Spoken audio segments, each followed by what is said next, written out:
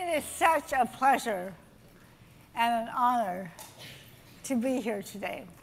I'm very committed to technology. I'm very committed to being a woman in technology. How many of you are? Look around the room. There are so many people that you can connect with. And connection is an important part of certainly my story. This last week, I had the pleasure to meet with Melissa Pierce, who's doing a documentary on Grace Hopper. How many people know who Grace Hopper is? Oh, good, good. Well, you should know more once the documentary comes out. But she and I were talking about how important it was in our lives to find other women to connect with. I'm going to tell you a couple of stories about my own journey, but also talk about how to pay it forward. Everything that I do, I find a way to work with others. I mean, that really ultimately is what it's about. At heart of my story is taking risks. The picture you see on the screen, I was at the base camp of Mount Everest.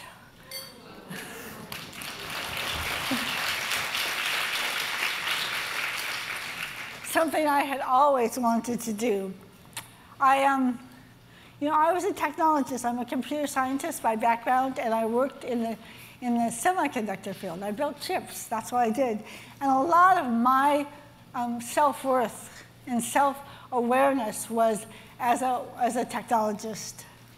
But there were not very many women, and so I made a point of finding women that I could talk to, even if they weren't in my job. And that's how I met Anita Borg. Anita and I founded the Grace Hopper Celebration. Anita founded the Institute for Women in Technology.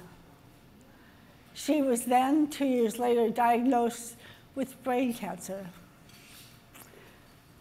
She had a great board. Maria Clave, who's the president of Harvey Mudd, was the founding chair. Bill Wolf, who was the head of the National Academy. But she needed help. But I was a technologist, so I was willing to help her, but not step in.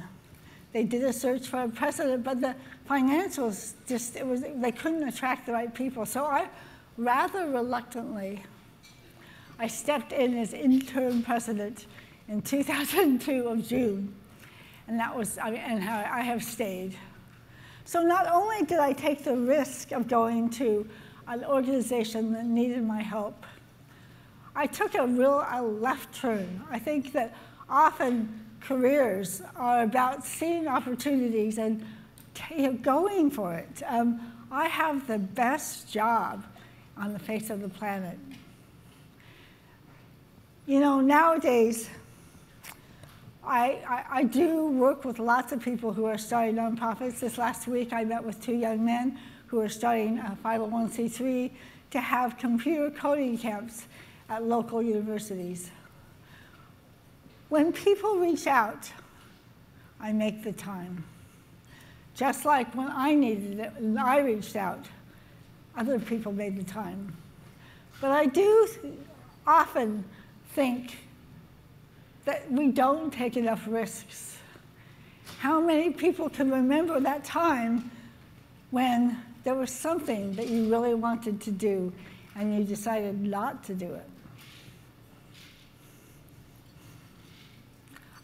Finding a way to take that plunge, I will encourage all of you. And as part of taking risks, you want to ask for what you want. There's a great book called Women Don't Ask. I would encourage each and every one of you to read it. If you look at that negotiation of that first salary, I mean, men do it, women don't. If any of you heard Satya Nadella's comments at Grace Hopper, you know that women, you heard the backlash, you know that women need to ask.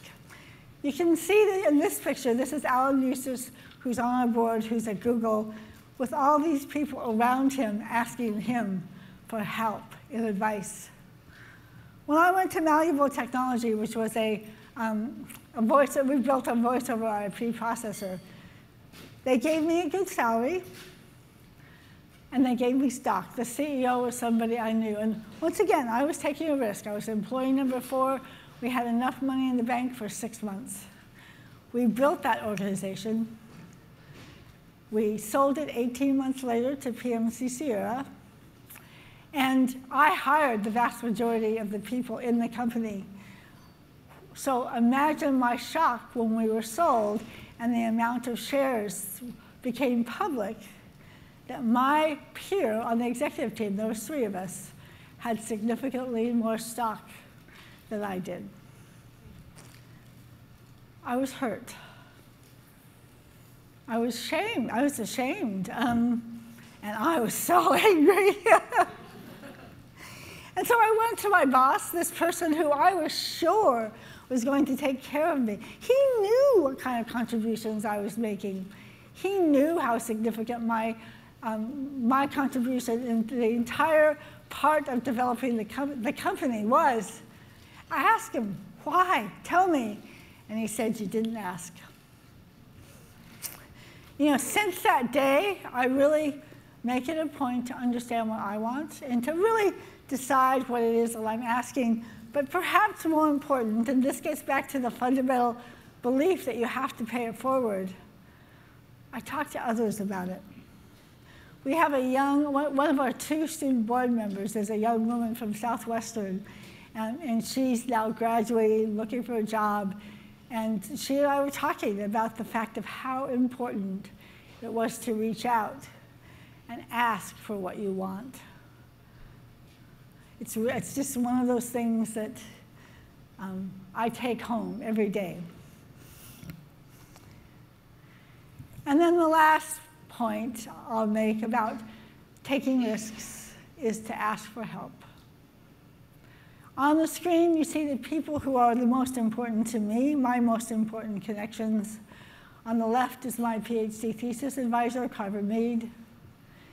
He was the ultimate sponsor for the first many years of my career. He introduced me to people who were starting companies. He supported me in my work. On the top, you see my good friend Valerie Taylor, the executive director of the Center for Minorities and People with Disabilities in IT. I go to her for advice all the time. And I sit on her board, and I help her understand how to create a nonprofit. This is all new for her. Maria Clave, who's on the stage with myself and Sheryl Sandberg, is the ultimate close personal friend, very much a mentor. Maria has always been there for me, but she always tells me how it is. She gives me the hard truths when I don't really want to hear it. And then both Sheryl Sandberg and Megan Smith are supportive of the work that we do at the Indian Borg Institute. They are in my larger network, and they make a point to really support our work. Who's in your network? And I talked a lot about how these are the people that allowed me to thrive. If you think about it, the next generation, who are the people who allowed them to thrive? I make it a point to meet with anybody who wants to. I told you about Natalia Rodriguez, who's a young student, but those times where people are making an important transition and they reach out to have a conversation today. I was actually at an event earlier today, and a young woman is starting a company, and she says, can we talk? And I said, yes. So think about how you can reach out to those around you and help them. Yes, you need to get your own help. Yes, you need to have the best career you can possibly have. But what can you do to help others? The network, I mean, look around the room. These are connections. These are possible peer mentors, every one of the people in this room. Find out what they're doing. Find out how you can learn from every one of them. Think about your job. Who are the young engineers? And I would say this is both men and women who you can share your experience with. Think about your local high schools. Many of the technical people I know volunteer at their local high schools. They talk about their job. There are so many young kids that just don't even know what we do, don't even know if it's a possibility. In the same way that I needed help in order to have, for me to be successful, I want to give back. One of the greatest experiences that I have in my life is at the Grace Hopper celebration. One of those great joys is as I walk around the room and these young women come up to me and say, "This conference changed my life." To see for so many young women who are working in an area where they're just one of a very few women, the chance to have a conversation with somebody who's just a few years older than them, to understand what's possible. When people ask you for help, give back. Pay it forward. The other thing that, along the topic of asking for help, is that for you to be successful, people need to know what you do. It's not what you know. It's not who you know, but it is who knows what you know. And as you think about asking for help, think about what the people in your organization or other organizations can do to advise you about how to get ahead. So I know that you're going to have a wonderful day. I hope that you remember to take risks, to ask for what you want, and to ask for help. We want you to be at the table, creating the technology that will change all of our lives. And each one of you can help make that so. Thank you so much.